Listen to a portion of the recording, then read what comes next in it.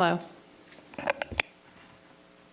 Well, this is the time that that was designated for Ms. Mosley to bring forward any new business.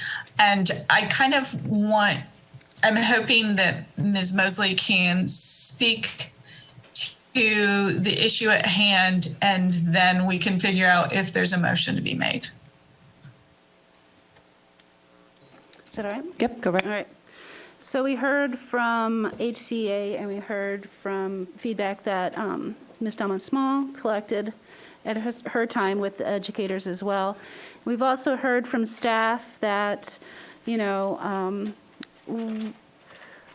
teachers know their students and they know their current class structure. They know their content. They know how the year has been progressing. They know. And they already have the flexibility from our previous discussions we learned. They already have the flexibility to create their final the way that they feel it's appropriate to meet the needs of their students. We've heard from board members that they feel that it's important that students have the experience of having a final. We also know that there are AP exams that are happening. We also know that there are SAT exams that students can take as well. And given that we've had this feedback, this continual feedback, basically, about these finals and the weight that it's being carried, and that the teachers specifically asked during the time spent with them that they could have the flexibility of making the finals optional for their students based on their needs. And I think that that is something really to listen to, because we have to respect the people that are with our children and know the best decisions for our children when it comes to how they can assess what they feel their course selection and their coursework is trying to encompass and for those students to learn. I think it got really confusing for a lot of educators and students when the weight of the final was increased, because while they have the flexibility for what the assessment is, it could be project-based, it could be a presentation, it could be a Scantron. Do they even do Scantron anymore?